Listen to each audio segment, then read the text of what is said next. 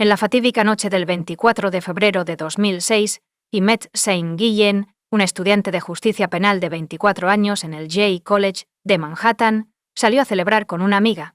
No tenía ni idea de que esa noche terminaría en tragedia y sacudiría los cimientos mismos de la ciudad de Nueva York.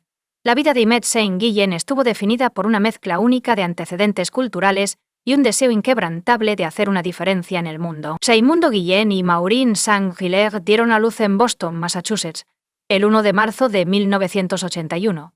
Ella heredó un apellido único que combina los apellidos de sus padres.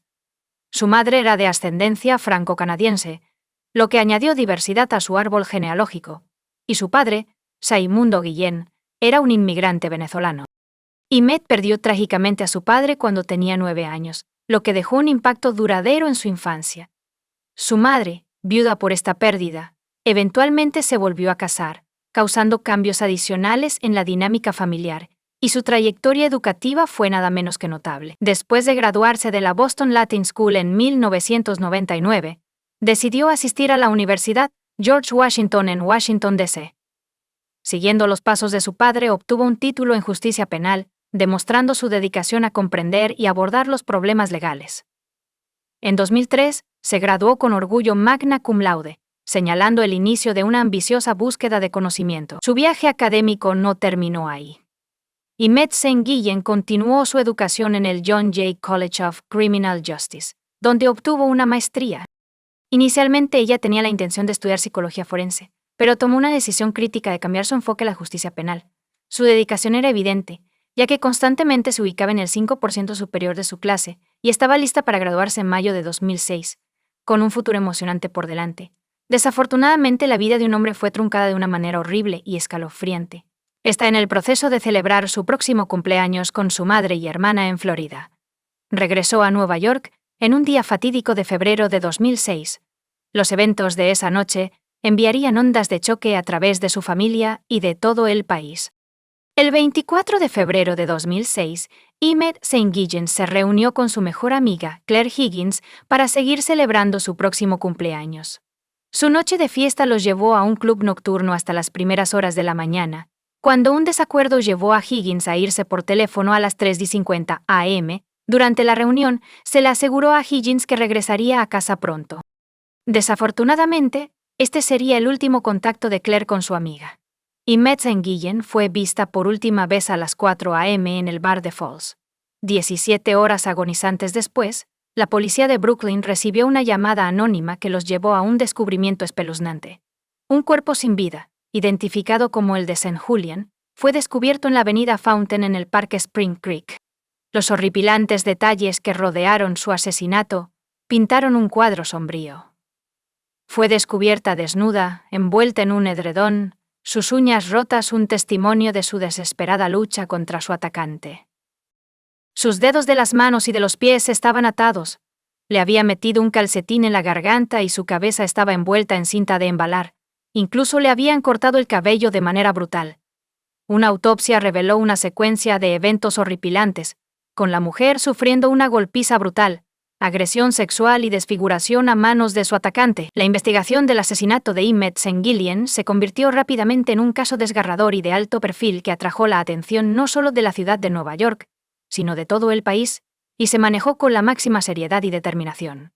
El Escuadrón de Víctimas Especiales y el Escuadrón de Homicidios de Brooklyn North del Departamento de Policía de la ciudad de Nueva York trabajaron juntos para investigar las escalofriantes circunstancias que rodearon su muerte. La investigación sobre la trágica muerte de Imette St. tomó un giro complicado mientras la policía profundizaba en los eventos de esa fatídica noche en el bar. Los relatos proporcionados por los empleados y el gerente del bar, Daniel Dorian, añadieron capas de misterio a la trama que se desarrollaba. El testimonio del portero reveló que ella estaba visiblemente intoxicada, y hubo discusiones sobre sacarla del local. Daniel Dorian, el gerente del bar con una notable historia familiar en la escena nocturna de Nueva York, había declarado explícitamente que podría ser expulsada del bar a las 4 a.m. cuando cierra. Cuando se le preguntó, Daniel inicialmente afirmó no conocer a Imette. Sin embargo, más tarde admitió haber ordenado a sus 2 porteros, Tim y Darryl, así como a Little John, que la acompañaran a la salida a la hora designada. Lo que levantó cejas en este escenario fue la falta de Daniel Dorian para evaluar minuciosamente a sus empleados. Se descubrió que Tim y Darryl estaban en libertad condicional y bajo libertad vigilada, y por lo tanto no deberían haber sido autorizados a trabajar en el bar, especialmente después del toque de queda. La policía entonces centra su atención en los dos porteros, comenzando con Tim. Explicó que dejó el bar a las 4:15 a.m. para tomar el ferry a Staten Island, dejando a Darryl y Ma conversando. Darryl, por otro lado, le dijo a la policía que tuvo una discusión con Emmett sobre el racismo y los crímenes contra los hombres negros. Falsamente afirmó ser un mariscal de los Estados Unidos. Durante su confrontación, Darryl afirmó que la había acompañado fuera del bar alrededor de las 4 a.m., pero no tenía idea de cómo ella había llegado a casa. A medida que avanzaba la investigación, la policía comenzó a rastrear los movimientos de Darryl entre las 4 a.m. y las 8:26 p.m., cuando se descubrió el cuerpo de Emmett. Su coartada, que implicaba visitar a su madre en un hogar de ancianos, fue cuestionada como otra posible falsedad. Esto llevó a la policía a obtener una orden para el ADN de Darryl Eve, así como permiso para registrar su casa y su coche con el fin de descubrir la verdad sobre los trágicos eventos de esa noche. La investigación dio un paso significativo cuando las fuerzas del orden descubrieron que el ADN de Darryl Littlejohn estaba registrado en un archivo debido a una condena previa por robo a un banco. Un avance escalofriante ocurrió cuando se descubrió que la sangre encontrada en las ataduras de plástico utilizadas para atar a Emmett coincidía con el ADN de Darryl. Esta pieza crucial de evidencia lo vinculó directamente con la escena del crimen, levantando sospechas sobre su implicación en el atroz asesinato. Con esta evidencia condenatoria en mano, Darryl Littlejohn fue arrestado y acusado de asesinato en primer grado. El caso en su contra estaba a punto de comenzar en el tribunal, con la justicia buscando por la trágica e intempestiva muerte de Emmett Sanguien. El caso de la Fiscalía contra Darryl Littlejohn pintó un cuadro escalofriante de un hombre con un historial preocupante de hacerse pasar por oficial de policía y participar en comportamientos depredadores. Una de las pruebas más contundentes presentadas ante el tribunal fue el secuestro de Shanae Woodard en 2005. Shanae Woodard estaba caminando a casa cuando se encontró con Darryl, quien estaba vestido con un uniforme de las fuerzas del orden, completo con pantalones de policía azul oscuro, una chaqueta, un cinturón, esposas y una pistola. Su camisa incluso parecía incluir un logo de policía y las palabras agente fugitivo. Este tipo fue lo suficientemente convincente como para disuadir a Shanae, quien luego fue sometida a una experiencia desgarradora. Darryl le pidió su identificación, le esposó las manos detrás de la espalda y la obligó a entrar en una furgoneta azul. Los instintos de Shanae Woodard le dijeron que algo estaba muy mal, y valientemente se liberó del vehículo en movimiento antes de buscar ayuda. Darryl fue arrestado más tarde en relación con el caso de Emmett, y Shan lo reconoció, lo que llevó a una búsqueda de su furgoneta.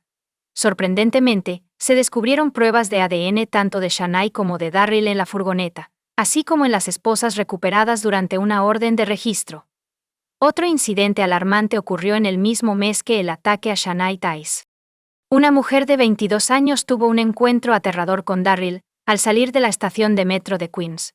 Ella asumió que Darryl era un oficial de policía por su vestimenta, replicando su anterior suplantación. Darryl exigió identificación nuevamente, le esposó las manos detrás de la espalda y la obligó a subir a un vehículo que la llevó a Jamaica en Queens Boulevard. La odisea de la mujer continuó cuando Darryl le envolvió la cabeza con una chaqueta, le pegó una gorra de lana negra a la cara y se durmió. Fue agredida sexualmente, lo cual fue un evento horrible y profundamente traumático. La sombría realidad era que, al igual que el secuestro de Shanae, este crimen quedó sin resolver hasta el asesinato de Emmett Sanguien. Solo después de que la investigación del caso de Emmett revelara estos horripilantes detalles, se hizo evidente un patrón de comportamiento depredador en aumento. La Fiscalía argumentó que cada uno de estos ataques tenía un hilo conductor común: el secuestro de mujeres que caminaban solas por parte de Darryl Littlejohn, a menudo bajo la apariencia de un oficial de policía. Lo que distinguió el caso de Emmett fue el trágico desenlace, ya que la Fiscalía argumentó que fue asesinada porque tenía el potencial de identificar a su secuestrador e incriminarlo con su conocimiento de dónde trabajaba Darryl, y su capacidad para identificarlo representaba una peligrosa responsabilidad para Darryl, lo que llevó al acto atroz que finalmente le costó la vida. Este perturbador patrón de comportamiento pintó un sombrío retrato de Daryl Littlejohn como un secuestrador en serie y depredador sexual, dejando al jurado lidiar con los horribles detalles de estos crímenes mientras buscaban justicia para Sean Guillen y las otras víctimas. El caso de la Fiscalía contra Daryl Littlejohn pintó un cuadro sombrío y perturbador de lo que sucedió después de que se le encargara acompañar a Imette Sean Guillen desde el bar. Según la acusación, Daryl la secuestró durante una tormenta y la llevó a su casa en el sótano en Queens, donde sufrió una experiencia horrible y traumática. Se alegó que la agredió sexualmente, le ató las muñecas y los tobillos, y usó cinta adhesiva para cubrir su cara y cabeza con fuerza durante el aterrador ataque, mientras ella luchaba por su vida, resultando en dedos rotos y manos ensangrentadas. La fiscalía creía que la sangre encontrada en las ligaduras usadas para atar las muñecas de Imette fue causada por un sangrado nasal que Daryl experimentó durante la lucha. Además, los rasguños en el cuello de Daryl, durante su interrogatorio policial, fueron considerados como posibles pruebas de una confrontación violenta. La fiscalía también presentó pruebas contundentes de su teléfono móvil contra Daryl, quien dejó su teléfono cerca de la escena donde se descubrió el cuerpo sin vida de Imette. El rastreo de su teléfono celular reveló un breve movimiento desde la casa de su reina hasta las cercanías del cuerpo de Imette. Mamadou, un guardia de seguridad y ruta hacia su sitio de construcción en la avenida Fountain, hizo una observación importante. Vio una furgoneta Ford de color claro con ventanas tintadas el sábado por la noche. Justo después de las 7 p.m. la furgoneta no tenía placas y sus faros estaban apagados. Chi afirmó que no podía ver a nadie dentro de la furgoneta debido a las ventanas tintadas, pero notó lo que parecía ser el resplandor de un teléfono celular sostenido junto a la oreja de una persona. Esta descripción coincidía con la furgoneta de Daryl, sumando a las crecientes pruebas en su contra. Una llamada anónima al 911 se realizó una llamada a las 8:43 p.m. Esa noche, las sospechas se intensificaron. El análisis de fibras presentado en el tribunal reveló que la colcha y la cinta utilizadas para envolver el cuerpo de Imette, así como la furgoneta, contenían fibras similares a las de la alfombra, pelo de conejo y piel de bisón encontradas en la casa de Daryl. La defensa mantuvo vehementemente la inocencia de Daryl, afirmando que fue incriminado. La abogada Joyce David afirmó que Daryl fue elegido debido a su extenso historial criminal. La defensa argumentó que el verdadero perpetrador era Daniel Dorian, el gerente del bar falso. Argumentaron que Daniel, un miembro de una familia rica e influyente, podría haber hecho que su poderosa familia encubriera el crimen. En un momento crucial durante el juicio, Daniel Dorian tomó el estrado y admitió que inicialmente no había sido completamente sincero con los investigadores sobre haber echado a Imette del bar debido a preocupaciones por la mala publicidad que esto generaría. Negó vehementemente cualquier implicación con un asesino en serie y proclamó su inocencia. El juicio produjo dos narrativas opuestas. Una de la fiscalía, retratando a Daryl Littlejohn como un depredador sexual violento responsable de la trágica muerte de Imette, y otra de la defensa, señalando a Daniel Dorian como un posible sospechoso. En última instancia, fue responsabilidad del jurado sopesar las pruebas y considerar los argumentos presentados por ambas partes. Después de menos de 7 horas de deliberación, el jurado emitió su veredicto, declarando a Daryl Littlejohn culpable de los cargos en su contra. Esto marca la conclusión de un juicio largo y cargado de emociones. Daryl le fue condenado a cadena perpetua sin posibilidad de libertad condicional, asegurando que nunca más sería una amenaza para la sociedad. Además, recibió una sentencia de 25 años a cadena perpetua por el secuestro de Shanae Woodard. Comparte tu opinión con nosotros en los comentarios y suscríbete al canal para más.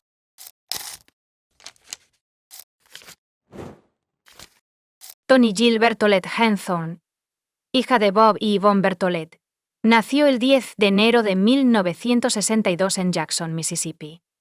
Después de graduarse de Trinity High School en 1980, obtuvo honores y el estatus de magna cum laude en la Facultad de Medicina de la Universidad de Mississippi en 1988. El recorrido profesional de Toni la llevó a trabajar como oftalmóloga quirúrgica y cosmética en Associates in Eye Care, en Denver, donde su excelencia le valió el reconocimiento como una de las mejores oftalmólogas de América por parte del Consumer Research Council en 2006. Toni era un miembro activo de su comunidad fuera de la medicina, asistiendo y enseñando en la escuela dominical de la iglesia comunitaria Cherry Hills. Toni no solo era una pianista consumada, sino que también tenía una hermosa voz y cantaba en varios coros de la iglesia. Su dedicación a su fe era evidente en sus contribuciones perspicaces a GodQuestions.org, donde compartía sus perspectivas cristianas de manera regular. Harold y Toni Hawthorne se conocieron en línea en 1999 y se casaron después de solo 9 meses. A pesar de su exitosa carrera como cirujana ocular, el principal objetivo de Toni era tener un matrimonio y una familia felices. Esta ambición parecía hacerse realidad cuando conoció a Harold, quien se presentó como un empresario adinerado, involucrado en la recaudación de fondos para instituciones educativas y iglesias. Harold persuadió a Toni para que se mudara a Colorado desde Jackson, Mississippi durante su encuentro. A pesar de las dificultades de dejar a su familia y amigos en Mississippi, Toni está emocionada por comenzar una nueva vida con su esposo. Su familia culminó en 2005, con el nacimiento de su hija Hailey el 29 de septiembre de 2012. Toni Hawthorne y su esposo Harold Hawthorne fueron de excursión al Parque Nacional de las Montañas Rocosas, en Colorado, el sábado, para celebrar su 12º aniversario de bodas. Poco antes de las 3:30 p.m., se desviaron del sendero y almorzaron en la cima de un acantilado pintoresco. A las 4:45 p.m. habían descubierto un acantilado debajo de su lugar de almuerzo, después de desviarse del sendero designado. Toni cayó trágicamente 130 pies desde el mismo acantilado empinado en menos de media hora a las 4:54 p.m. Harold llamó al 911 casi 45 minutos después para reportar el incidente. Les dijo a las autoridades que le tomó 15 minutos llegar a Toni y otros 30 minutos evaluarla y reubicarla. Durante la llamada al 911, Harold mencionó su ubicación cerca de la cima de la montaña. Expresó preocupación por la respiración y la lesión en la cabeza de Toni durante el fin de semana, y pidió un helicóptero. Más tarde le dijo a otro operador que había iniciado un fuego en un recinto de rocas y notó una disminución en la respiración de Toni, confirmando eventualmente su cese. Harold, guiado por el operador, intentó realizar compresiones torácicas. Harold llamó al 911 nuevamente y preguntó sobre la llegada de la ayuda. El operador le informó a Harold que el Ranger lo estaba llamando, pero Harold afirmó que no había escuchado ninguna llamada. El EMT Ranger llegó alrededor de las 8 p.m. y realizó un examen, que desafortunadamente reveló la muerte de Toni. Las autoridades interrogaron a Harold sobre las circunstancias que rodearon la muerte de Toni. A pesar de afirmar que no presenció la caída de Toni porque estaba leyendo mensajes de texto y solo vio un borrón, Harold dio versiones contradictorias a otros. En una ocasión afirmó que Toni se había acercado demasiado al borde mientras hablaba con otra persona. Afirmó que Toni estaba intentando tomar fotografías y se resbaló al escuchar la trágica noticia de la muerte de Toni. Sus padres, Bob y Yvonne Berthollet, tuvieron una fuerte reacción. Bob inmediatamente afirmó que la empujó, lo cual fue interpretado inicialmente como una muerte accidental. Los padres de Toni claramente habían estado preocupados por su bienestar durante bastante tiempo. Toni era una mujer exitosa y segura de sí misma cuando conoció a Harold. Sin embargo, su confianza disminuyó después de mudarse a Colorado con Harold, quien gradualmente tomó el control de su vida.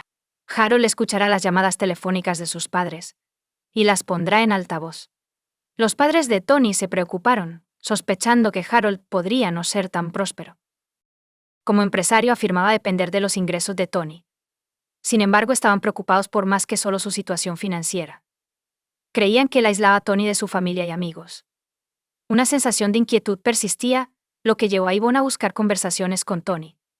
Sin embargo, cada intento de hablar sobre el trabajo de Harold, la situación financiera de la pareja o su control omnipresente sobre la vida de Toni elicitaron la misma respuesta de Toni. Plantear estos problemas tendría consecuencias para ella. Un incidente en particular aumentó sus preocupaciones hasta el punto de que esperaban que Toni cortara lazos con él. Durante sus visitas a la cabaña de Harold en el oeste de Denver, ocurrió un incidente alarmante. Mientras Hailey dormía, Harold le pidió a Toni que le ayudara a despejar los escombros. Durante esta tarea, algo golpeó la parte posterior del cuello de Toni con tal fuerza que tuvo que ser hospitalizada. Harold luego afirmó que un gran trozo de madera había caído del porche y la golpeó. Este incidente aumentó las preocupaciones de los padres de Toni sobre su seguridad, lo que les llevó a implorarle que no estuviera sola con él. Cuando la policía investigó la muerte de Toni, descubrieron detalles inquietantes que despertaron sospechas. Había numerosas inconsistencias en los relatos de Harold sobre la caminata en la zona y los eventos de ese fatídico día. Harold informó al guardabosques que él y Toni originalmente habían planeado hacer senderismo por el Bear Lake Trail, que era una caminata pavimentada de media milla sin ganancia de elevación. Una buena elección para Toni, quien había tenido 3 cirugías de rodilla y ya no podía esquiar. Sin embargo, Gerald más tarde informó al guardabosques que eligieron el sendero de Deer Mountain para evitar las multitudes. Este sendero tenía 3 millas de largo, ascendiendo 1.200 pies desde el inicio hasta la cumbre de 10.2 pies. Harold le dijo al guardabosques que no conocía la zona y que solo había estado allí una vez. Sin embargo, después de revisar sus registros telefónicos, la policía descubrió que había visitado el lugar 8 o 9 veces en las 6 semanas previas a ese día. Además, demostró conocimiento del lugar específico, incluyendo el acantilado empinado donde cayó Tony. Tony mencionó haber visto una sábana blanca en el acantilado, pero el servicio de parques la había retirado una semana antes de que ella cayera. La policía descubrió un mapa del parque dentro de su coche, con una X rosa indicando dónde cayó Tony. La policía encontró preocupante la llamada de Harold al 911. A pesar de afirmar que tenía poca batería en el teléfono, lo que limitaba su capacidad para hablar, hizo 22 llamadas y recibió 98 mensajes de texto. Notablemente, un mensaje de texto le indicó a un amigo que lo recogiera en Estes Park y proporcionó instrucciones detalladas sobre la ruta a seguir. La policía descubrió un patrón inquietante cuando se dieron cuenta de que Harold había contratado múltiples pólizas de seguro de vida a nombre de Tony. Notablemente, recientemente se había designado a sí mismo como el beneficiario de una anualidad de seguro de vida originalmente destinada a su hija, Hailey. Sin embargo, este no fue un evento aislado. La investigación reveló que Harold tenía un historial de beneficiarse de pólizas de seguro de vida, ya que también había sido nombrado beneficiario de la póliza de su primera esposa. En mayo de 1995, Harold se casó con Sandra Lynn Henford. El 6 de mayo de 1995, la pareja estaba conduciendo por una carretera remota cerca de Sedalia, Colorado, en una noche fría y oscura. Durante el viaje nocturno, un Jeep Cherokee desarrolló un problema con una llanta, obligándolos a detenerse y cambiarla. La primera esposa de Lynn, Harold, se metió debajo del Jeep, que estaba sostenido por 2 gatos, para cambiar la llanta. Lynn fue trágicamente aplastada cuando el Jeep cayó sobre ella. Harold hizo señas a los automovilistas que pasaban para pedir ayuda, pero Lynn no sobrevivió. Inicialmente la muerte fue considerada accidental. La causa fue identificada como asfixia traumática por ser aplastada bajo el coche, lo que resultó en lesiones internas mortales. Tras la muerte de Tony, una reexaminación del caso de Lynn reveló errores cometidos durante la investigación inicial, dejando varios problemas sin resolver. Harold, como el único testigo del trágico incidente de Lynn, dio a la policía declaraciones que eran inconsistentes. Las discrepancias incluían afirmaciones contradictorias sobre la dirección en la que conducían esa noche, con Harold afirmando que iban tanto hacia el este como hacia el oeste. Además, proporcionó información contradictoria sobre una parada en un restaurante antes de la muerte de Lynn, insinuando que ya habían cenado allí y afirmando que estaban en camino al restaurante. Es notable que las autoridades no verificaron las declaraciones de Harold con el restaurante antes de confirmar su presencia esa noche. Surgieron más inconsistencias, incluyendo declaraciones contradictorias sobre el estado del neumático. Harold lo describió alternativamente como plano y esponjoso. Notablemente, se encontró una huella parcial en la rueda sobre la llanta faltante, donde Lynn la estaba cambiando. Sin embargo, esta huella nunca se comparó con los zapatos de Harold para ver si coincidían. La posición de la huella sugería que era el resultado de alguien pateando el coche, lo que podría haber causado que el Jeep cayera y aplastara a Lynn. Desafortunadamente, esta pista no se siguió en la investigación inicial. Antes de la trágica muerte de Lynn, Harold compró una póliza de seguro de vida sustancial para ella e informó a la policía que recibiría $300,000 con 0 centavos. Una verificación independiente habría revelado que en realidad iba a recibir el doble de esa cantidad. Este aumento fue el resultado de un cambio que Harold hizo en la póliza poco antes de la muerte de Lynn, permitiendo una compensación doble en caso de su muerte como resultado de un accidente. Además, el expediente de investigación detalló un encuentro con un mecánico que pasó junto a Harold y Lynn alrededor de las 9:30 p.m. y ofreció asistencia. Harold rechazó la oferta. El expediente también mencionaba a Patricia Montoya. Patricia contactó a la policía un día después de la muerte de Lynn, preguntando, ¿ya han arrestado al esposo? Patricia le dijo a la policía que ella y su familia estaban conduciendo a casa alrededor de las 10 p.m., cuando Harold los detuvo para pedir ayuda. A pesar de sus esfuerzos por encontrar un teléfono para llamar al 911, No pudieron encontrar ninguno, así que procedieron a sacar a Lynn de debajo del coche. Harold se opuso vehementemente a su intervención, advirtiéndoles que no la tocaran, incluso cuando intentaron hacerle resucitación cardiopulmonar. Harold se resistió y se negó a darle a Lynn su abrigo para mantenerla caliente. Lynn fue finalmente trasladada en helicóptero a un hospital cercano, pero murió por lesiones internas durante la cirugía. Curiosamente, no se presentaron cargos contra Harold en relación con la muerte de Lynn. Sin embargo, en el caso de Tony, Harold fue acusado de asesinato en primer grado. La fiscalía afirmó que él empujó deliberada e intencionadamente a Tony por el acantilado hasta su muerte. Para respaldar su caso, la fiscalía presentó un mapa con una X marcada que indica el lugar donde cayó Tony. El jurado también escuchó sobre los registros telefónicos que mostraban a Harold visitando el parque varias veces en las semanas previas a la muerte de Tony. Dada la ubicación remota de Tony con un servicio celular deficiente y sin estaciones de ayuda cercanas, el tribunal examinó la llamada al 911 con mayor detalle. A pesar de que la llamada se realizó alrededor de las 6 p.m., la ayuda no llegó hasta las 8 p.m. La fiscalía afirmó que Harold no hizo nada significativo para ayudar a su esposa durante este periodo crítico.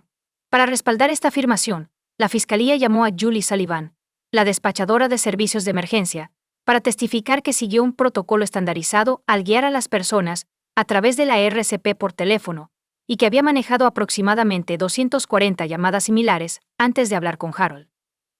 Julie explicó que su conversación con Harold fue inusual. En mi experiencia, cuando realizo RCP con alguien guiándome, incluso personas experimentadas, enfermeras u otras personas en la escena, están extremadamente sin aliento.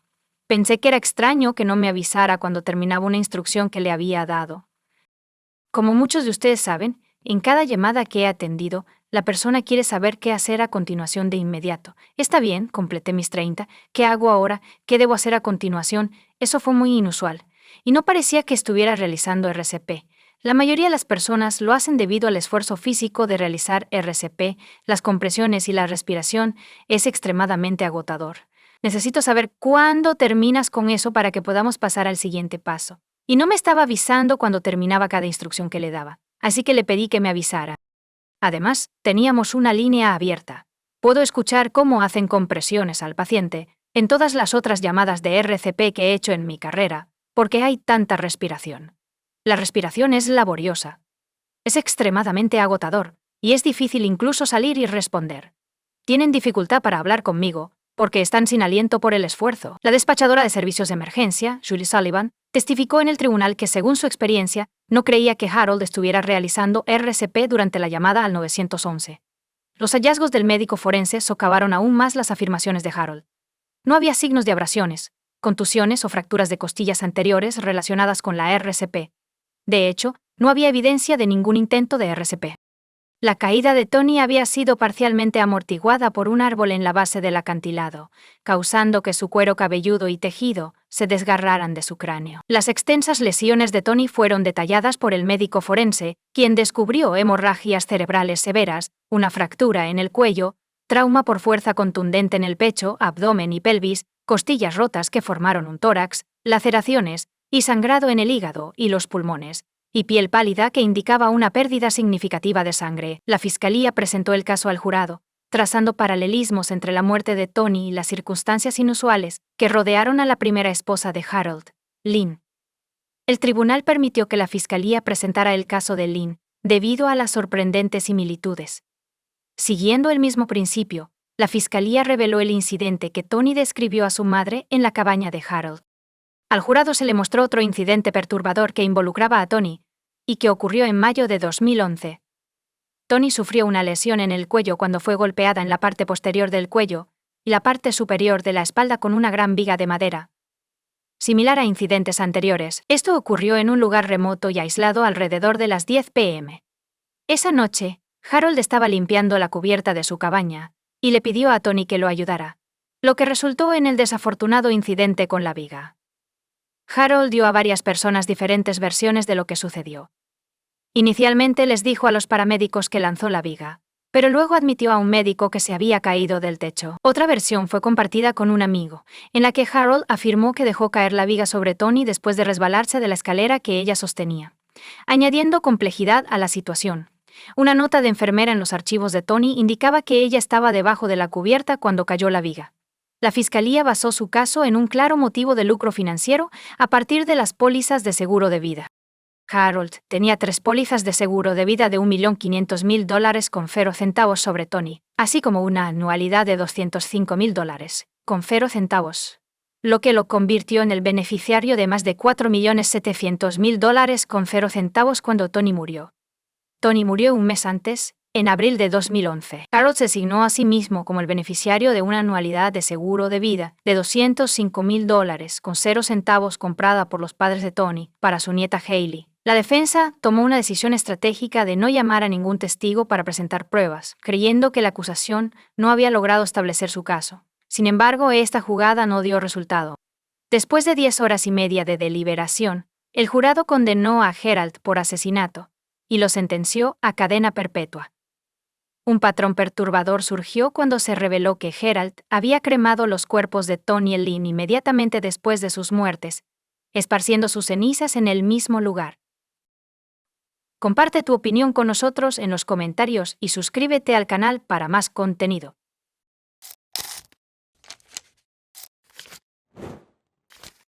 Hola chicos, bienvenidos a mi canal y hoy vamos a echar un vistazo a otro caso horrible con ustedes.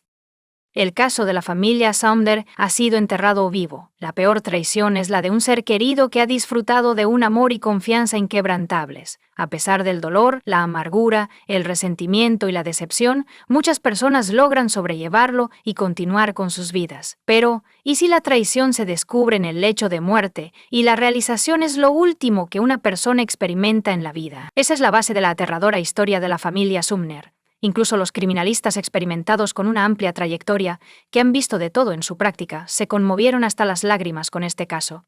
A pesar de la sentencia de muerte inicial impuesta a ellos, los subhumanos que cometieron este crimen atroz siguen vivos y están intentando apelar activamente la decisión del tribunal. Pero empecemos desde el principio y tratar de averiguar cómo una joven a quien los cónyuges, Sumner, amaban y cuidaban como si fuera su propia hija, decidió tratarlos de manera tan brutal. Carol Alfred nació y creció en Charleston, Carolina del Sur, y James, su amor de la secundaria, es simplemente Reggie Sumner. Compartían la misma edad, se conocían desde la infancia, asistían a la misma escuela y estaban en el mismo grado. Su amistad y afecto infantil se convirtieron gradualmente en simpatía.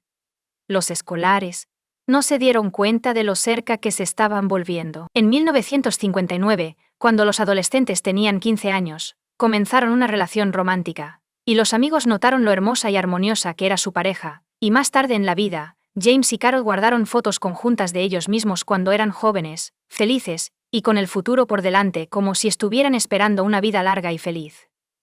Para los dos. Era la primera vez en sus vidas que sus emociones eran intensas y mutuas. Los jóvenes eran prácticamente inseparables tanto en la escuela como fuera de ella, y consideraban seriamente casarse tan pronto como cumplieran 18 años.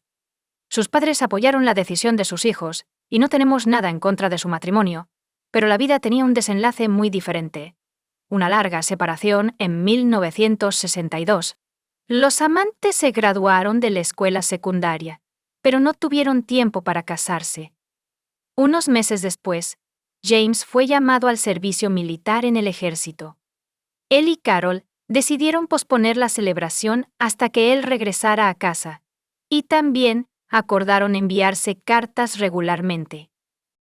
Pasó el tiempo, la separación se prolongó, y a mediados de los años 60, el joven fue enviado a un punto caliente en Vietnam, después de lo cual se cortó el contacto con él. Carol no sabía si su amante seguía vivo porque dejó de escribirle. Carol decidió continuar sus estudios mientras también trabajaba en la base aérea de Charleston.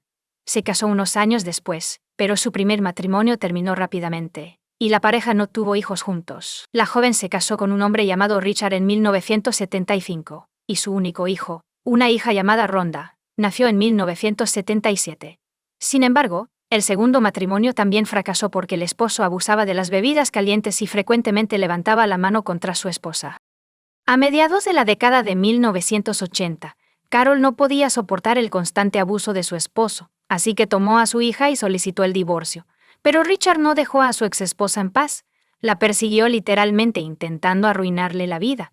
Y en 1987 tuvo éxito. Compró una pistola con munición y después de otra gran dosis de alcohol fui a enfrentarme con el excónyuge. Ofreció tocar el timbre y Carol, sin saberlo, le abrió la puerta. Rhonda, de 10 años, estaba detrás de ella en la habitación. Sin embargo, la presencia de su hija no detuvo al padre ebrio, quien sacó un arma y disparó varias veces contra Carol, justo frente al niño. Luego se subió a su coche, condujo hasta una zona desierta, sacó su arma y se disparó la bala restante en la sien, matándose al instante. Carol tuvo la suerte de sobrevivir porque los vecinos escucharon los disparos y los gritos desesperados del niño, y llamaron inmediatamente a una ambulancia y a la policía. La joven estuvo al borde de la muerte, perdió mucha sangre y fue considerada crítica durante varios días. Carol se sometió a una serie de operaciones complejas, incluidas transfusiones de sangre, y se recuperó gradualmente, pero quedó completamente ciega del ojo derecho y quedó permanentemente discapacitada a finales de la década de 1990. Su salud ha vuelto a deteriorarse significativamente. No se sentía bien.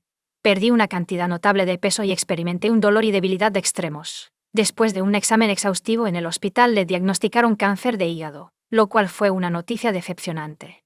En 1987, cuando los médicos luchaban por su vida, el cuerpo de Carol portaba accidentalmente el virus de la hepatitis C, del cual ella no estaba al tanto y no trató. Como resultado, el virus que infectó su hígado lo devastó durante años, causando cáncer.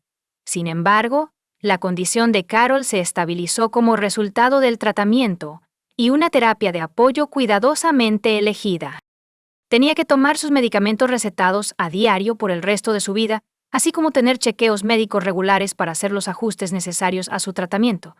Carol perdió su trabajo en la base de la Fuerza Aérea después de recibir heridas de bala graves. Con el cáncer añadido a su lista de diagnósticos decepcionantes, no podía trabajar físicamente ni estar de pie durante períodos prolongados. Así que Carol aceptó un puesto como operadora de centro de llamadas para una compañía de televisión por cable en su ciudad natal de Charleston. James, por otro lado, no tuvo la oportunidad de presentarse durante bastante tiempo después de llegar a Vietnam. La guerra se prolongó. El hombre resultó gravemente herido, casi perdiendo la pierna, y pasó un largo periodo de tiempo en el hospital. Su nombre fue incluido erróneamente en las listas de los fallecidos, por lo que incluso sus familiares asumieron que ya no estaba vivo. El invocador tuvo la suerte de vivir y regresar a casa años después. La conexión de Carol se había perdido hace mucho tiempo. Se había mudado, casado y creía que su primer amor había muerto en un punto caliente. James pronto se casó, pero sus heridas de guerra le hicieron desarrollar diabetes y una serie de otras enfermedades crónicas. Nunca pudo ser padre.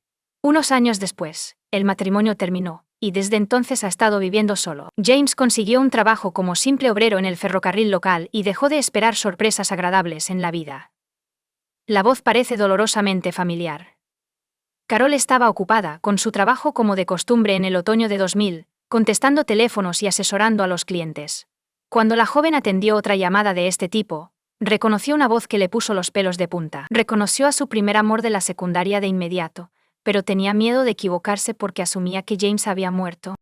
Carol respondió a todas las preguntas de los clientes antes de girarse repentinamente hacia él y decir su nombre completo. Hubo silencio al otro lado de la línea, y el hombre preguntó tímidamente cómo ella sabía su nombre. Carol estalló en lágrimas en respuesta, revelando que ella era la chica con la que había salido en la escuela secundaria y con quien alguna vez había planeado casarse.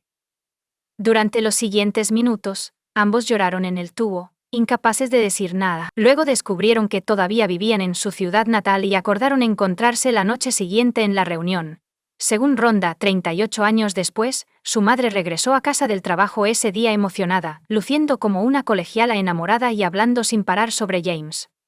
Carol se preparó para la cita del día siguiente probándose vestidos y arreglándose el cabello y el maquillaje. Carol se dio cuenta de que ya no era la belleza juvenil. James Sumner la recordaba así. Pero ella quería verse bien y recuperar el corazón de su antiguo amante. Fue un encuentro emocionante para ambos, ya que la pareja no se había visto en 38 años. Hablaron de todo en el mundo, y no podían parar. Hablaron sobre los altibajos de sus vidas, matrimonios fallidos, trabajo, problemas de salud y lo felices que eran cuando estaban juntos.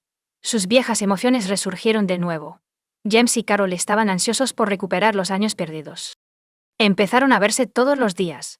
Y después de solo unas semanas, decidieron mudarse juntos y comenzar a vivir juntos. 5 meses después, Carol se casó y se mudó a la casa de su esposo en el vecindario de Riverland Terrace. La vida familiar y los vecinos problemáticos.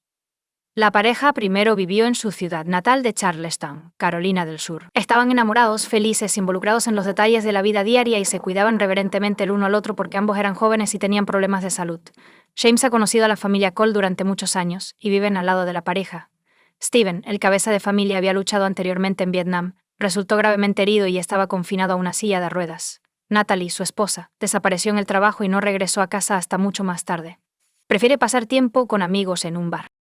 Tiffany, su hija, fue dejada a su suerte desde una edad temprana, frecuentemente merodeando por la calle sin nada que hacer y sin dinero ni siquiera para unas pocas monedas. Tiffany todavía estaba en la escuela secundaria y de buen humor cuando James y Carol se mudaron por primera vez. Carol inmediatamente simpatizó con la chica vecina. Realmente sentía pena por la escolar, que había sido rechazada por su propia madre, Carol, de todas las maneras posibles durante 5 años. Tiffany la invitó a unirse a su familia para el almuerzo y la cena, que estaban deliciosos. Ocasionalmente le compraba ropa a la niña, e incluso le daba dinero para gastos menores. Carol la trataba como si fuera su propia hija, colmándola de cariño y atención. Cuando los Sumner decidieron vender su marca de coches, la furgoneta Chevrolet Lumina, Tiffany preguntó si podía pagar a plazos. Como la chica no tenía dinero y necesitaba el coche, la pareja acordó darle el vehículo por casi nada. La cantidad acordada era ridícula, dividida en una docena de pagos repartidos a lo largo de un año, una reubicación forzada y una desaparición misteriosa. A principios de 2005, los Sumner decidieron trasladarse al soleado estado de Florida. Fue una medida forzada porque la salud de ambos cónyuges se había deteriorado significativamente, y los médicos les recomendaron mudarse al sur y más cerca del océano. Ambos estaban jubilados en ese momento, así que tomaron la decisión de hacer un cambio significativo en sus vidas. Carol y James vendieron su espaciosa casa en Charleston y compraron bienes raíces en Jacksonville, la ciudad más grande y poblada de Florida. También compraron un nuevo Lincoln Town Car. La pareja estaba muy contenta y se instaló en un nuevo entorno, haciendo planes para su vida futura juntos. Carol llamaba a su hija adulta Rhonda todos los días, contándole sobre su vida y compartiendo sus pensamientos y planes. Como resultado, la niña se sorprendió y emocionó un día de junio de 2005. Su madre no llamó ni respondió a sus llamadas. Al principio, Rhonda apartó los pensamientos negativos y esperó que todo estuviera bien con su madre y su esposo y que la llamaran pronto. Sin embargo, al día siguiente, la situación seguía sin cambios. Rhonda llamaba a su madre al celular de James cada media hora, pero los teléfonos ya no funcionaban, y el contestador de su teléfono en casa sonaba, pero todos los mensajes quedaban sin respuesta. En el tercer día, Rhonda decidió conducir ella misma a otro estado para ver cómo estaban su madre y su padrastro. Salió temprano por la mañana y condujo durante aproximadamente 5 horas antes de llegar a la casa de Sumner. La ausencia de un coche fue lo primero que notó Rhonda, pero estaba lejos de ser la única rareza. Cuando la chica se acercó a la puerta principal, descubrió que estaba entreabierta. La casa estaba en silencio, con una luz encendida en una de las habitaciones. Aunque el sol brillaba intensamente afuera, Rhonda llamó a su madre y a James, pero no hubo respuesta. Luego entró en la cocina, donde descubrió una mesa puesta para 2 con comida que parecía haber estado allí durante al menos 3 días. Parecía que los dueños se habían reunido para cenar, pero habían abandonado abruptamente la comida y se habían ido a otro lugar. Además, la casa en sí estaba hecha un completo desastre. Con objetos esparcidos por todas partes y algunas puertas y armarios dejados abiertos, parecía que se había buscado algo, pero ¿qué era y quién era? En la mesita de noche de la pareja. Algunos medicamentos eran esenciales para ellos. Estaban las pastillas para el cáncer de su madre, que él tomaba 3 veces al día, así como una botella de insulina, que James tomaba cada hora. Además, los teléfonos celulares de la pareja estaban completamente muertos. Rhonda se dio cuenta de que sin sus medicamentos y teléfonos celulares, su madre y su padrastro no podrían salir de la casa, y mucho menos por un período prolongado de tiempo. Así que llamó de inmediato a la policía para informar del incidente. Extraños impostores, la pareja en su coche, fueron rápidamente añadidos a la lista de los más buscados, y las tarjetas bancarias de Carol y James fueron bloqueadas el mismo día. Los primeros días de la búsqueda no produjeron resultados, y ni los Sumners ni ningún testigo en el camino pudieron ser localizados. Sin embargo, el 12 de junio, varios eventos ocurrieron simultáneamente, lo que permitió a la policía rastrear a los criminales. Primero, un hombre llamó a uno de los bancos, se identificó como el señor James Sumner, y se quejó de que su tarjeta había sido bloqueada y no podía retirar efectivo. Cuando el empleado del banco verificó la información de la tarjeta, inmediatamente sospechó que algo estaba mal. Le ofreció al señor Sumner que se pusiera en contacto personalmente con la sucursal bancaria más cercana para resolver el problema.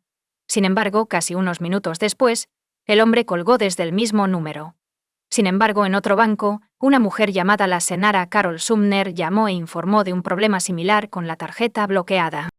Cuando se le pidió que viniera al banco en persona, se negó rotundamente, alegando que no podía hacerlo debido a problemas de salud, pero que necesitaba desesperadamente dinero en ese momento, y pidió acceso a sus ahorros, lo cual, por supuesto, fue denegado. La información sobre las llamadas, así como las grabaciones de las propias llamadas, fueron entregadas inmediatamente a la policía ese mismo día. Se le reprodujeron a Rhonda en la estación, quien confirmó que las voces no eran las de su madre ni de su padrastro. Esto era obvio desde el principio, ya que ambos cónyuges estaban en sus 60, y sus voces sonaban demasiado jóvenes.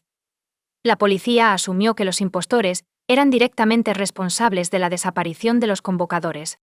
O bien secuestraron a la pareja y la mantuvieron cautiva, o la mataron. El coche de la pareja desaparecida fue descubierto abandonado en un camino desierto en una zona boscosa, unos días después de haber sido extorsionados por información sobre cuentas bancarias y tarjetas. No había signos de sangre ni de lucha en la cabaña. Los expertos descubrieron marcas de cabello y sudor en el maletero que resultaron ser de ambos cónyuges. Cuando la policía investigó las transacciones bancarias de la pareja, quedó claro que habían sido secuestrados en el maletero de su propio coche y había pocas esperanzas de encontrarlos con vida. Resultó que se había retirado dinero de su tarjeta varias veces después de que los secuestradores dejaron de contactar a su hija. Después de revisar las grabaciones de la cámara de seguridad del cajero automático, se descubrió que el dinero fue retirado por un joven que no pudo ser identificado. Además, se solicitó rastrear todas las llamadas del número que utilizaron los impostores para llamar al banco. La tarjeta SIM se compró sin contrato con Repaid Time poco antes de la desaparición de los esposos. No fue posible determinar el nombre del comprador en este caso, pero se descubrió que el 6 de junio se realizó una llamada desde este número a una empresa de alquiler de coches.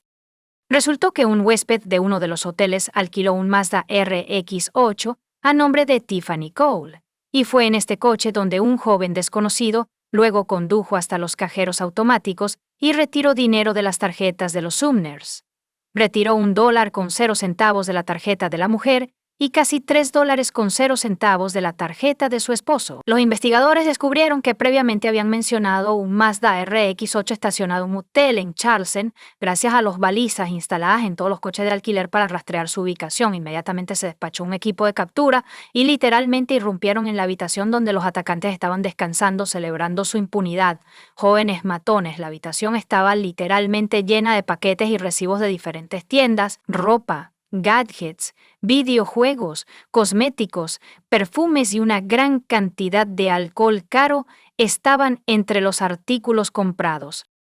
Una chica y dos chicos estaban dentro, claramente desprevenidos para la llegada de la policía. Tiffany Cole, de 23 años, su novio Michael J. Jackson, de 24 años, y Alan Wade, de 19 años, estaban todos presentes. Las esposas se cerraron alrededor de las muñecas de los jóvenes, dejándolos con una expresión de sorpresa, confusión e incluso miedo.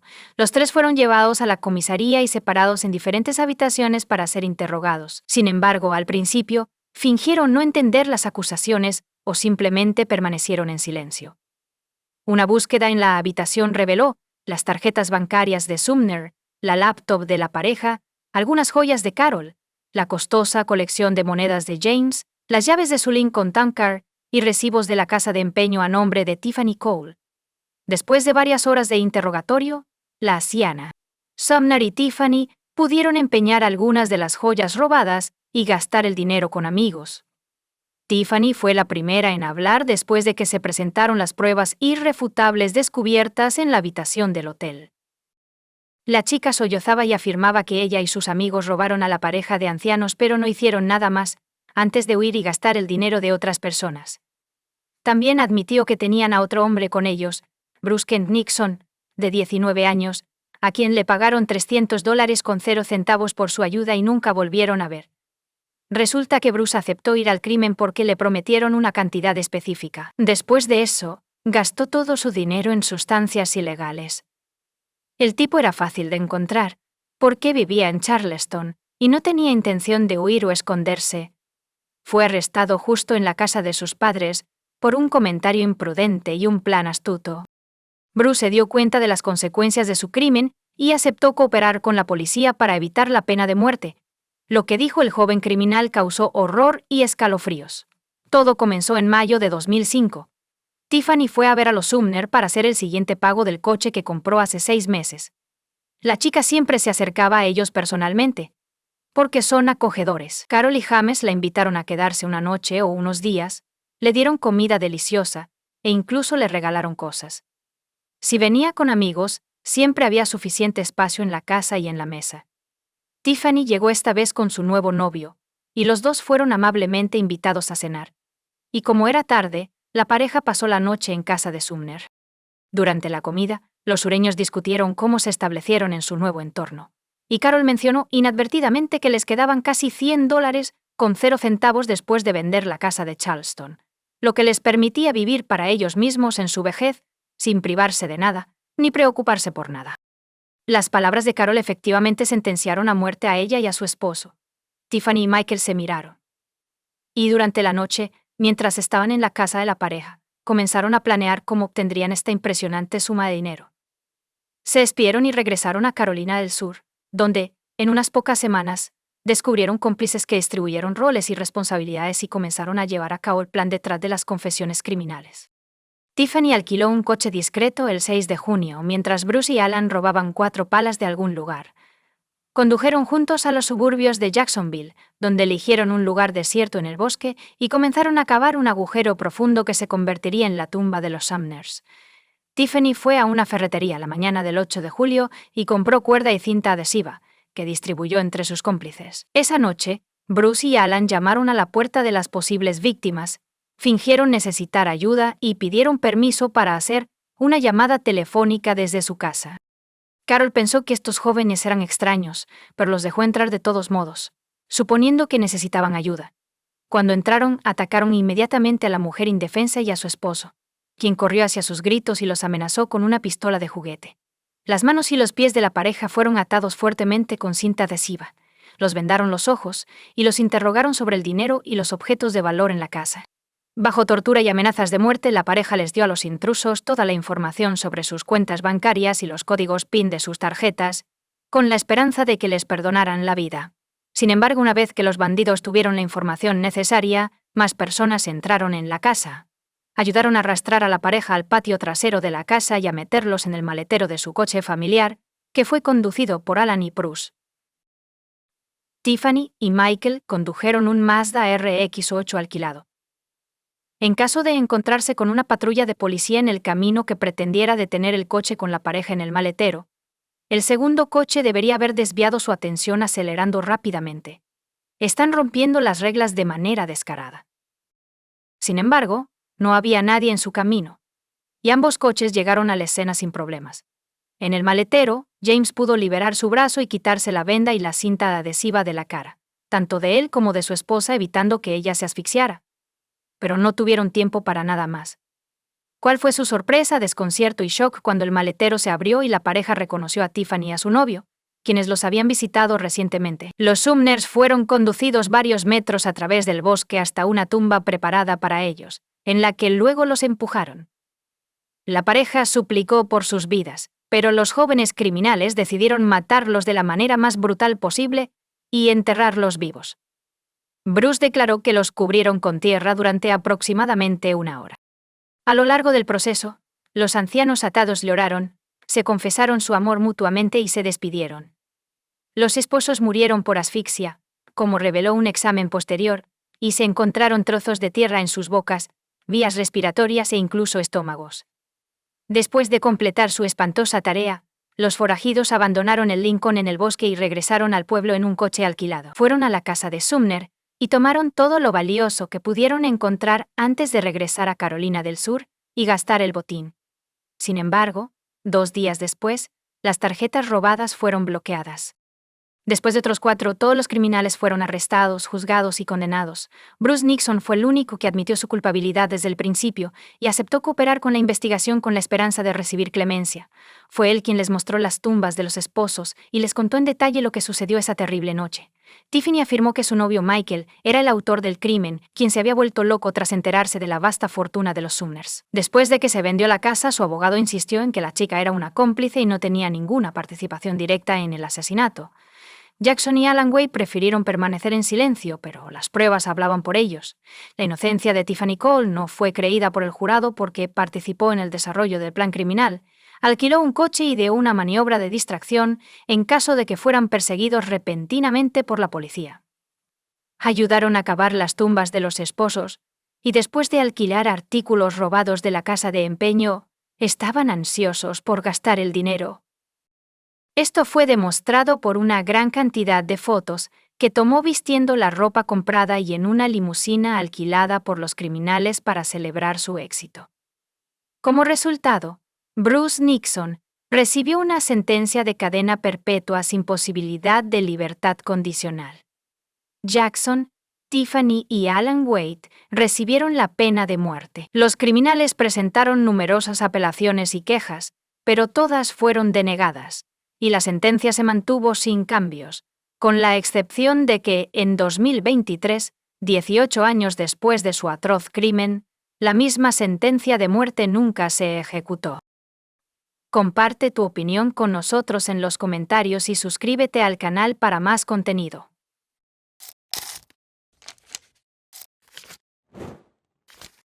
Michelle Despain estaba en el trabajo el miércoles 24 de agosto de 2011. Sin embargo, informó a sus colegas que se iría por la tarde para atender algunas cuentas en casa. Michelle vivía en Jonesboro, Arkansas, con su esposo de 34 años, Mark Despain. Estuvieron casados durante 15 años y tenían 2 hijos pequeños.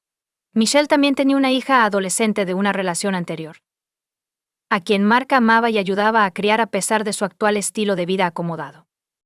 Sus comienzos fueron humildes. Cuando se conocieron por primera vez a los 18 y 19 años, los padres de Mark, Tiana y Jack Despain les ayudaron proporcionándoles un remolque para vivir, mientras Mark trabajaba para la empresa inmobiliaria familiar. Después de unos años, Mark inició su propio negocio como inversor de propiedades y tasador inmobiliario, lo que le llevó a un éxito y riqueza significativos. Este éxito les permitió pasar de su tráiler original a una lujosa casa con piscina. Mark y Michelle trabajaron duro para darle a sus hijos todo lo que querían, incluyendo vacaciones anuales a Jamaica y Cancún. Michelle se encargaba de la contabilidad de la empresa de Mark y también trabajaba en un banco local. El 24 de agosto, después de terminar su trabajo en el banco alrededor de las 3 p.m., Michelle regresó a casa y encontró la puerta trasera sin llave. Para su consternación, toda la casa había sido completamente saqueada. Los cajones estaban abiertos, las pertenencias esparcidas por el suelo y había cristales rotos por todas partes. El caos se había extendido hasta la bañera, donde la ropa había sido lanzada de manera desordenada, y el dormitorio, donde una caja de joyas había sido abierta. Mientras Michelle se movía por el caos, hizo un descubrimiento desgarrador. El cuerpo sin vida de Mark yacía en el suelo de la cocina, resultado de un disparo fatal. Michelle salió corriendo, abrumada por el miedo, e inmediatamente llamó al 911, expresando su preocupación por su propia seguridad. Cuando llegó la policía, asumieron que estaban tratando con un intento de robo fallido. Sin embargo, una investigación más exhaustiva planteó preocupaciones sobre las circunstancias que rodearon el incidente. Después de inspeccionar los objetos dejados atrás, la policía comenzó a dudar de la narrativa tradicional del robo, observando que muchos objetos de valor permanecieron intactos en la casa. Las circunstancias peculiares que rodeaban la muerte de Mark aumentaron sus sospechas. Sus heridas mortales incluían una herida de bala en el lado izquierdo del pecho y otra en la cabeza, ambas infligidas a quemarropa. La policía creía que el incidente fue un ataque premeditado. Según su teoría, Mark regresó a casa ese día, entró a la cocina, colocó un recipiente de helado en la encimera y fue disparado 2 veces por alguien que se acercaba por detrás. Esto llevó a los investigadores a creer que el agresor ya había entrado en la casa cuando Mark llegó. La creencia general era que la intención del intruso no era robar, sino más bien un asesinato dirigido a Mark. La pregunta desconcertante seguía en pie: ¿por qué alguien querría matarlo? Durante su investigación, la policía entrevistó a todos los vecinos de la calle y descubrió que un hombre afroamericano desconocido había sido visto en la zona el día del incidente. También hubo informes de un coche Mercedes azul circulando por el vecindario. Como parte de su investigación, la policía buscó averiguar si Mark tenía algún adversario conocido. Algunos lo describieron como un hombre decidido y ambicioso, conocido por su falta de escrúpulos. Cuando la policía reconstruyó los movimientos de Mark, se encontraron con un rompecabezas significativo. No se esperaba que Mark estuviera en casa a esa hora en ese día. Esto planteó una pregunta crítica. ¿Cómo podría alguien con malas intenciones haber predicho que Mark estaría en casa precisamente a esa hora?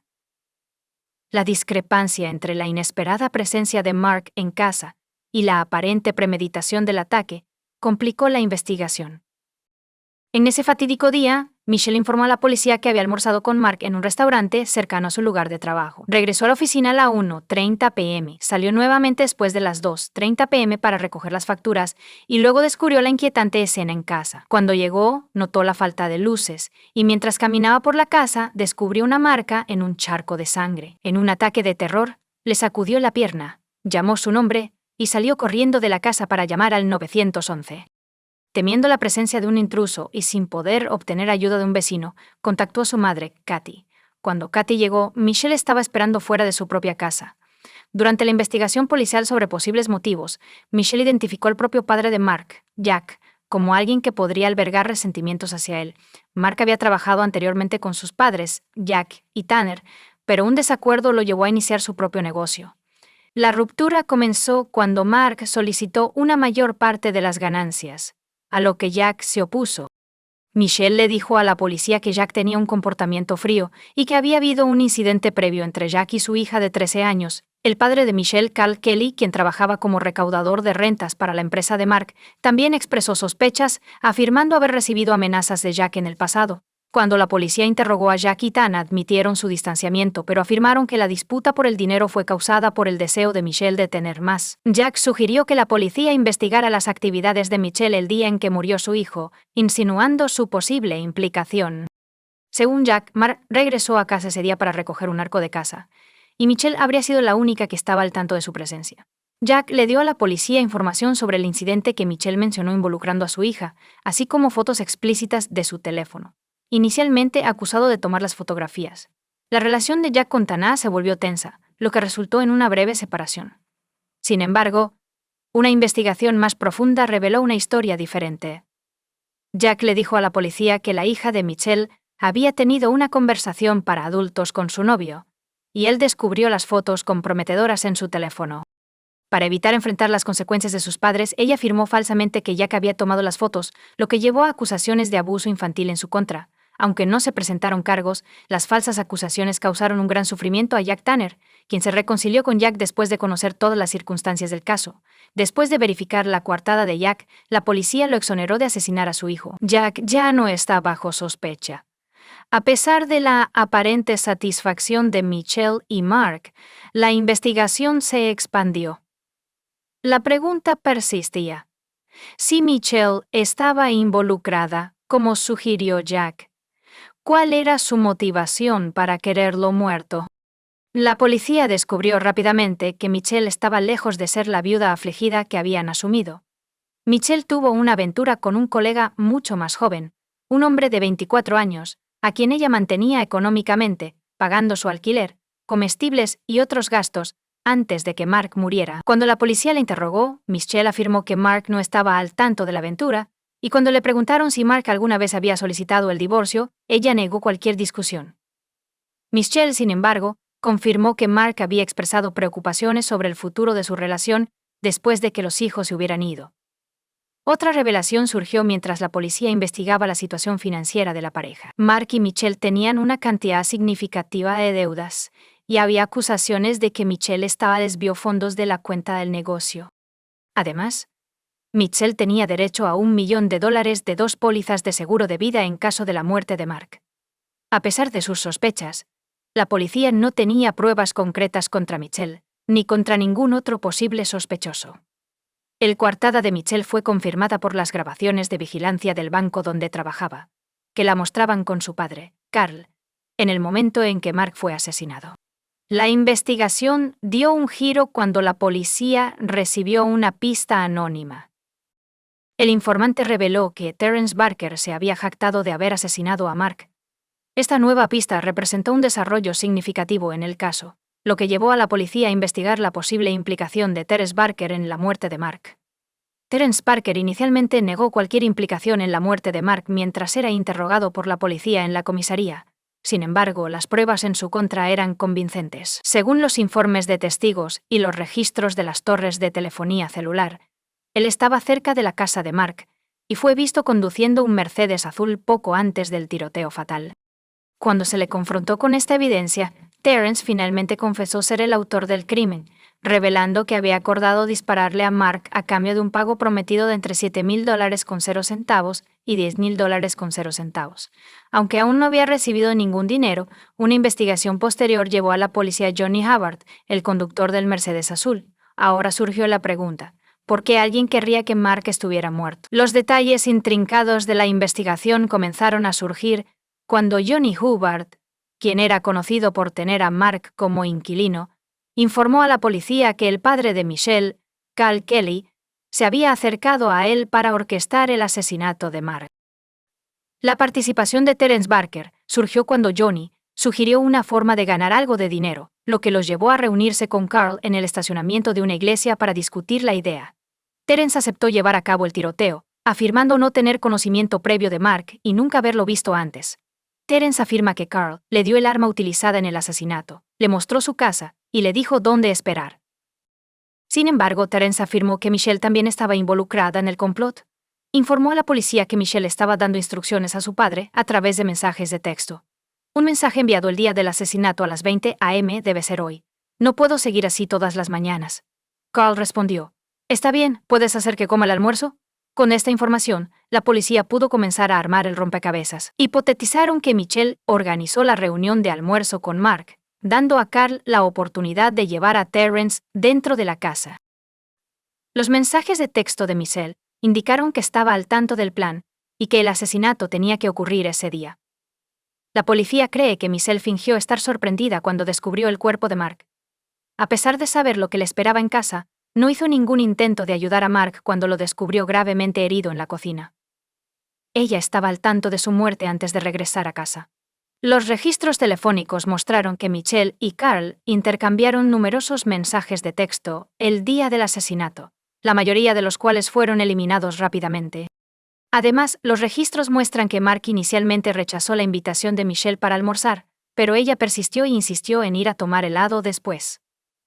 Michelle envió mensajes de texto a su padre constantemente durante su salida para comer helado.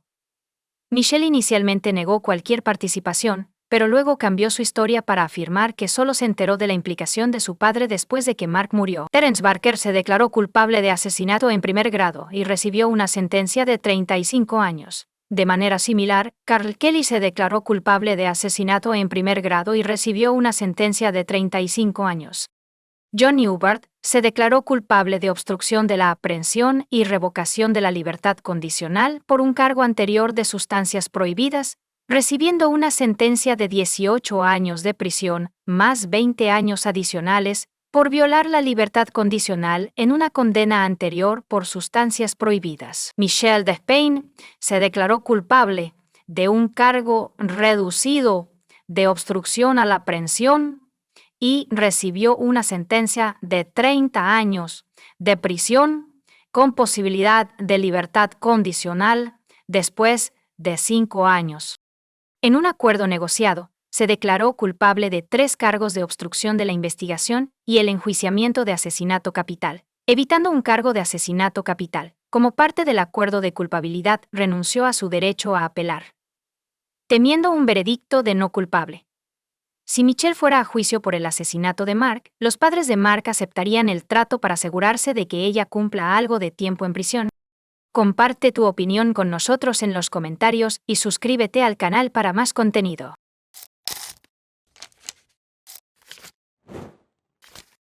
Según los psicólogos, los adolescentes suelen cometer delitos por 3 razones: el deseo de afirmarse y ganar autoridad entre sus pares, una adicción al alcohol o las drogas ilegales, y, lo más importante, un sentido de impunidad. Incluso por los delitos más graves, los menores a menudo enfrentan sentencias indulgentes debido a su juventud. En nuestra historia de hoy, una estudiante llamada Mackenzie Shirilla se convirtió en la autora de una terrible tragedia que cobró 2 vidas a la vez. Sin embargo, la chica no sintió remordimiento por su crimen y declaró durante el juicio que podría hacer casi cualquier cosa para seguir viva. Sin embargo, no se considera genial. Mackenzie cambió repetidamente su testimonio, echándole la culpa a un lapsus de memoria, y parecía estar segura hasta el final de que se saldría con la suya. Pero el veredicto del juez literalmente dejó atónitas a la joven criminal y a su madre, quien defendía desesperadamente a su hija. Pero vayamos al grano.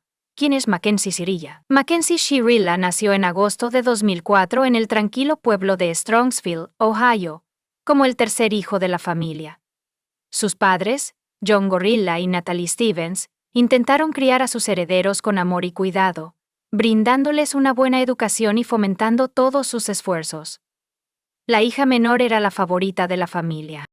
Se le perdonaron muchas travesuras de niña, e incluso las faltas graves eran frecuentemente pasadas por alto. Mackenzie creció para convertirse en una niña caprichosa, exigente y egoísta. Estaba acostumbrada a que sus padres siempre hicieran lo que ella pedía, y también confiaba en su propia impunidad sin importar lo que hiciera. Los compañeros de clase y los maestros de la niña observaron que ella era una niña agradable y abierta cuando era más joven. Sin embargo, a medida que crecía, su carácter y comportamiento se deterioraron. Si algo salía mal, ella hacía una verdadera rabieta, actuaba de manera insolente e impaciente, maldecía, e incluso se metía en peleas. Mackenzie no consideraba las opiniones de los demás, excepto las suyas. Sus palabras siempre debían ser las últimas, y priorizaba sus propios intereses por encima de todo.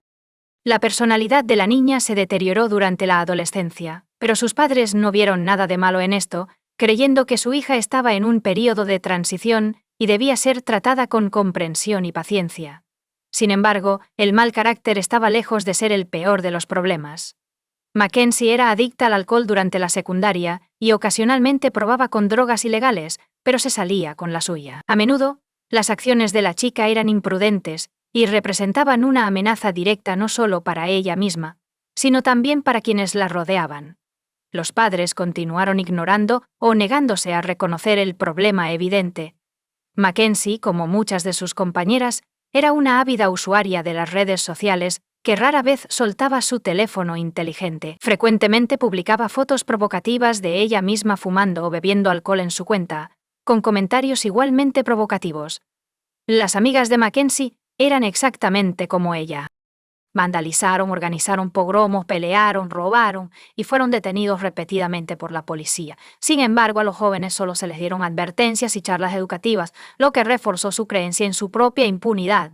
Dominic Russo, un joven, también era originario de Strongsville, nació en septiembre de 2001, el cuarto de 7 hijos de Frank y Christine Russo. El niño creció con 3 hermanos y 3 hermanas con quienes siempre estuvo muy unido. Dominic sobresalió en la escuela, fue un participante activo en deportes desde una edad temprana y se esforzó por llevar un estilo de vida saludable, a pesar de haber crecido en una familia numerosa. A él y a sus hermanos y hermanas no les faltó el amor, la atención y el cuidado de sus padres. Frank y Christine eran moderadamente estrictos con sus hijos, pero también fomentaban su desarrollo integral. Dominic siempre tuvo muchos amigos. Estaba acostumbrado a ser el centro de atención y se convirtió en el corazón de cualquier negocio. El joven tenía una apariencia brillante y atractiva, estaba en forma e interesante, y desde joven tenía muchos admiradores. Trató de evitar los romances efímeros, enfocándose en cambio en relaciones serias y prometedoras. Russo se inscribió en una universidad local después de graduarse de la escuela secundaria, donde eligió especializarse como productor de artes escénicas. Aspiraba a ser un productor musical de renombre. Además de ser talentoso y versátil, Dominic escribe e interpreta sus propias canciones. A la edad de 20 años, el hombre ya tenía su propio pequeño negocio, así que compró un coche y alquiló un apartamento independiente en un vecindario deseable. Al mismo tiempo continuó participando en deportes y era considerado uno de los mejores estudiantes de la universidad. Primer amor. Dominic y Mackenzie se conocieron por primera vez como miembros de la clase de graduación. Sucedió en una de las fiestas en compañía de amigos mutuos, y este encuentro accidental resultó fatal para ambos. Los jóvenes eran diametralmente opuestos, y los opuestos se atraen. Mackenzie se sintió inmediatamente atraída por un apuesto joven de cabello rizado con un fuerte trasfondo musical.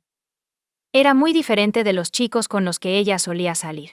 Era muy educado, cortés e interesante y podía mantener una conversación sobre cualquier tema.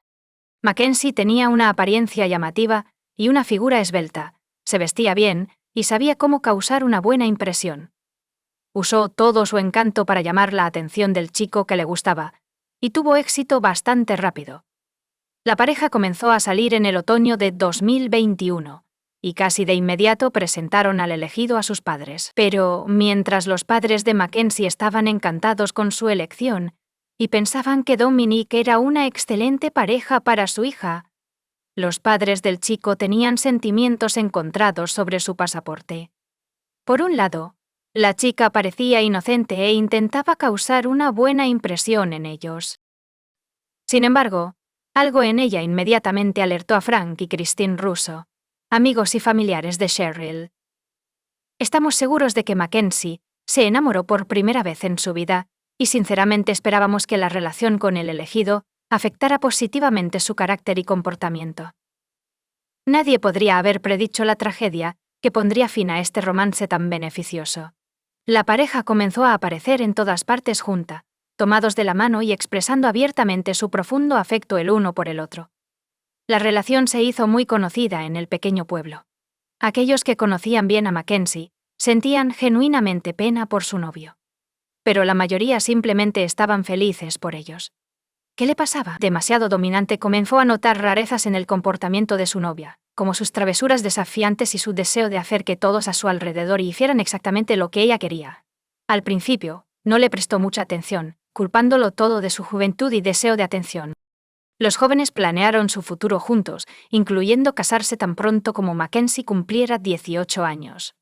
También tienen la intención de dejar su provincia natal y trabajar juntos para conquistar una gran ciudad.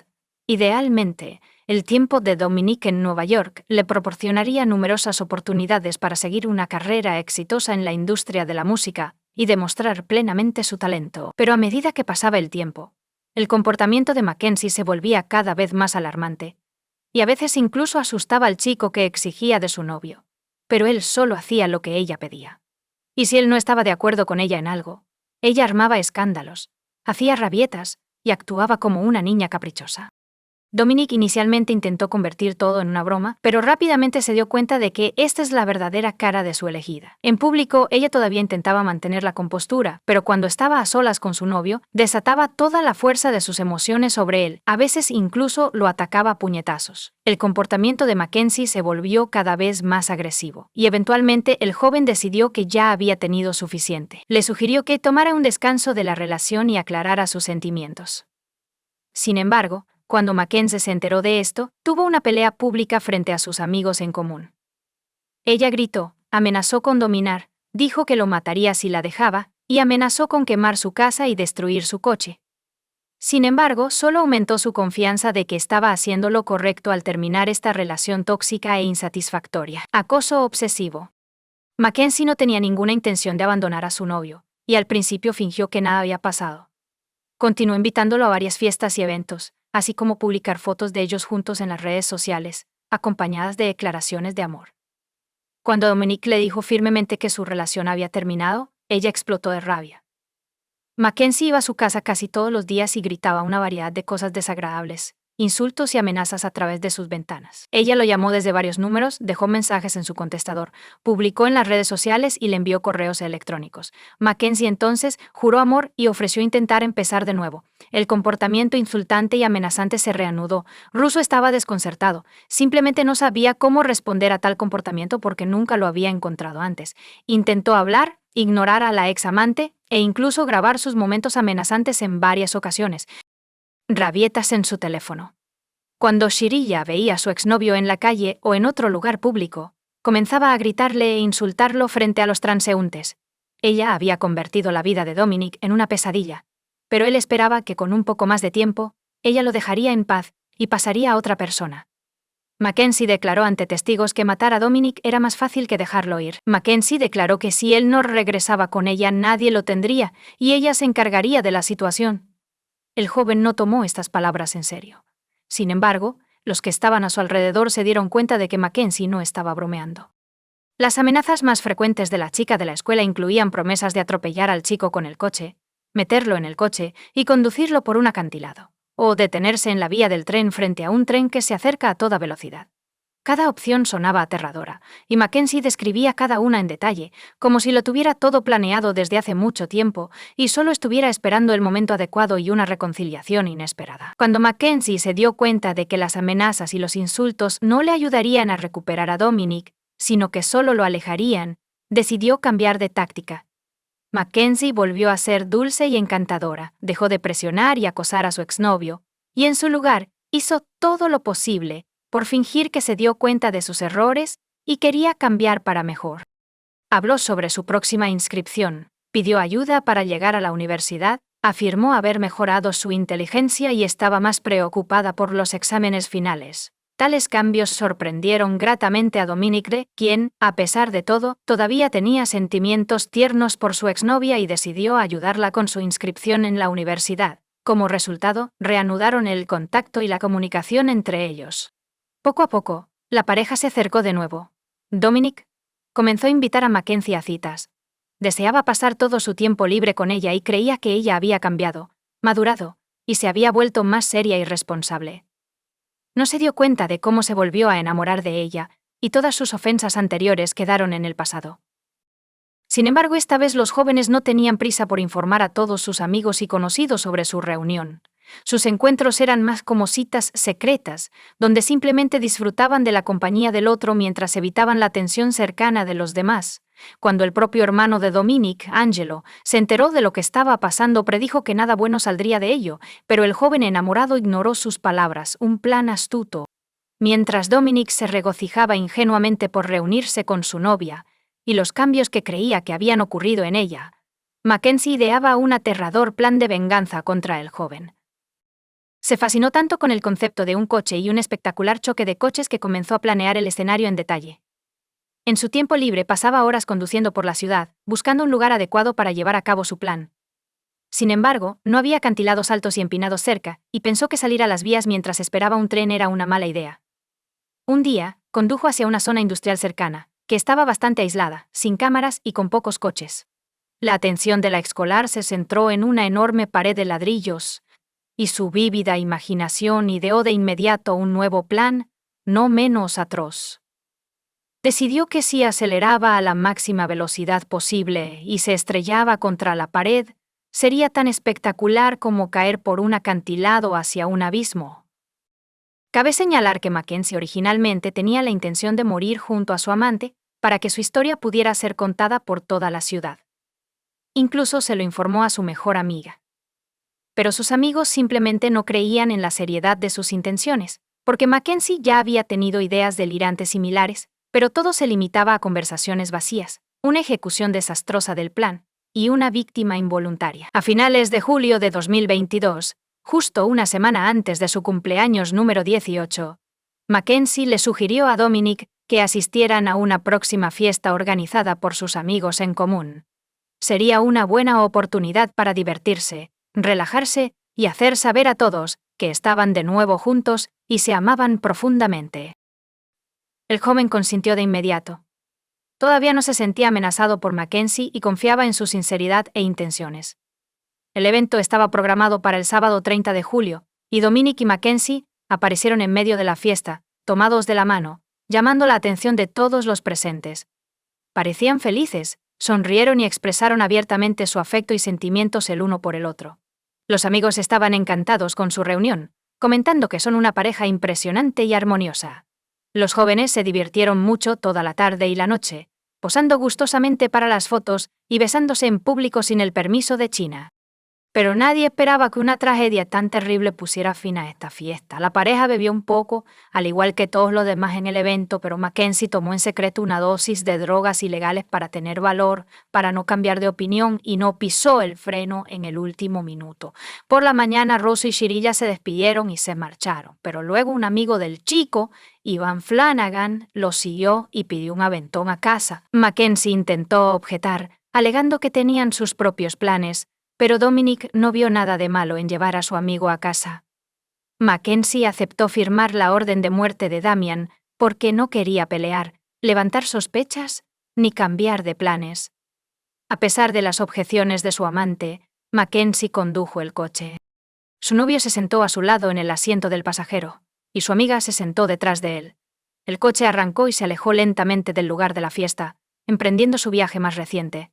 Mackenzie condujo tranquilamente por la calle principal, respetando el límite de velocidad y tratando de no llamar la atención. Se detuvo por completo en un semáforo. Aunque la carretera estaba vacía, Mackenzie reconsideró su estrategia mientras sus pasajeros se dormían. Más tarde, ella afirmó que quería morir en el accidente, pero el perpetrador claramente estaba mintiendo, porque ella se había abrochado el cinturón de seguridad durante la última parada, mientras sus pasajeros permanecían sin abrochar. Cuando el semáforo se puso en verde, aceleró y luego hizo un giro brusco hacia una carretera secundaria mal iluminada que conducía a una zona industrial. Obviamente, los chicos no se dieron cuenta de inmediato de lo que estaba pasando. El coche aceleró a toda velocidad, casi como si el mismo diablo hubiera poseído al conductor, pero Mackenzie siguió pisando el acelerador con fuerza, dirigiendo el coche hacia una pared de ladrillos vacía, un transeúnte y un rescate milagroso. No había nadie en la zona industrial temprano el domingo por la mañana, así que nadie notó el accidente ni se apresuró a ayudar. Solo una mujer, que vivía en las afueras, no muy lejos del lugar del accidente, escuchó el estruendo y no se dio pereza para salir a investigar. Vio humo y, al acercarse, se dio cuenta de que había habido un accidente de coche, así que volvió corriendo a casa para llamar a los servicios de emergencia. Los paramédicos llegaron al lugar aproximadamente media hora después del accidente, pero los dos hombres en el coche no pudieron ser salvados. Murieron en el acto. La chica al volante estaba viva, su cinturón de seguridad y los airbags le salvaron la vida. Mackenzie estaba inconsciente y sus piernas estaban atrapadas dentro del coche destrozado. Pero estaba respirando y su pulso era claramente palpable, lo que le daba esperanza de supervivencia. Ella abrió los ojos varias veces mientras la sacaban del coche, pero claramente no le importaba lo que estaba sucediendo a su alrededor. Mackenzie fue trasladada de inmediato al hospital, donde le diagnosticaron múltiples fracturas y daño a los órganos internos. Los análisis de sangre revelaron que estaba bajo la influencia tanto del alcohol como de las drogas. Sin embargo, el médico cree que eso es lo que la mantuvo viva y la salvó de un shock doloroso.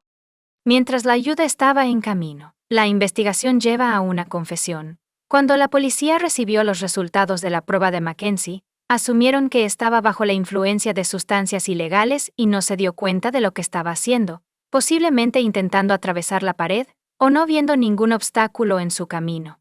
La falta de distancia de frenado de esta versión jugó a su favor. Sarah Weibel estaba inconsciente en la unidad de cuidados intensivos tras una operación compleja, lo que hacía imposible hablar con ella. Sin embargo, rápidamente se dio cuenta de lo que había hecho y comenzó a sollozar y a desahogar su alma con el médico de guardia. Admitió que condujo intencionadamente contra la pared a alta velocidad porque quería matar a su novio y había planeado morir junto a él. Mackenzie también afirmó que Iván era una víctima involuntaria debido a su propia obsesión porque pidió acompañarlos. El doctor desestimó la historia divagante del paciente como un estado delirante causado por la anestesia, los analgésicos y la culpa por la muerte de un ser querido.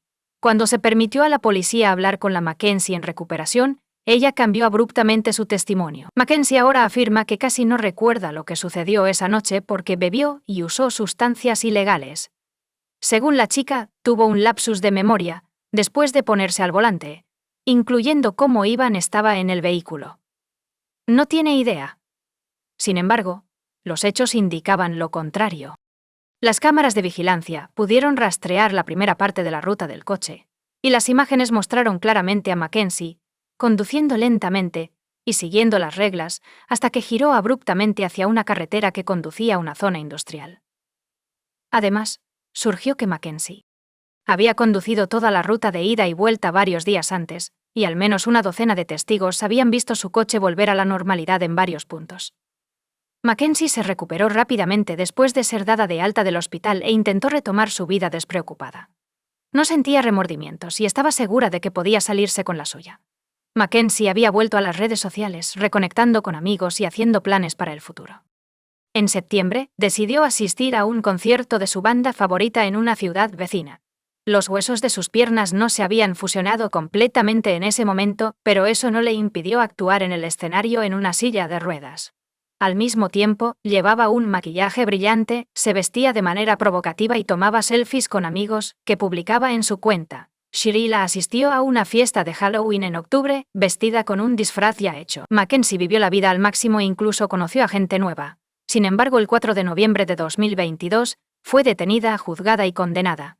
La investigación tomó poco más de 3 meses para reunir las pruebas y evidencias necesarias para llevar el caso a juicio. Mackenzie fue acusada de asesinato doble agravado premeditado, así como de poseer y usar una sustancia controlada descubierta en su bolsillo y detectada en su sangre. La acusada cambió su testimonio varias veces, inicialmente citando una pérdida de memoria. Cuando su amiga testificó en el tribunal como testigo, a quien le había revelado su plan, Mackenzie cambió su estrategia, afirmando que quería morir junto a su amante. Incluso aquí se descubrieron rápidamente inconsistencias porque él la había abrochado previamente con un cinturón de seguridad. El 21 de agosto de 2023, Shirilla fue declarada culpable de todos los cargos. Sin embargo, se tuvo en cuenta un detalle importante: el momento del crimen. No tenía aún 18 años. Fue juzgada como menor porque faltaban 5 días para que alcanzara la mayoría de edad. Según la ley estatal, tenía derecho a al menos 2 condenas consecutivas de 15 años sin posibilidad de libertad condicional por cada asesinato, pero debido a su juventud, se le permitió cumplir ambas condenas de manera concurrente, haciéndola elegible para la libertad condicional después de 15 años. Para entonces, Mackenzie tendría 33 años. Ambas partes se mostraron decepcionadas con la decisión del tribunal. Los familiares de los jóvenes fallecidos declararon que buscarían una revisión del caso para aumentar la pena, mientras que los padres y el abogado de Mackenzie creían que la sentencia era excesiva y presentaron una apelación. Sin embargo, el juez dejó la sentencia sin cambios, señalando que no creía que Shirilla fuera a salir después de 15 años en prisión. Los acusados, en su opinión, no se arrepintieron del mal que habían hecho y actuaron de manera arrogante e incluso insolente en el tribunal. Pero ahora tendrá suficiente tiempo para reflexionar sobre su acto atroz. Comparte tu opinión con nosotros en los comentarios y suscríbete al canal para más.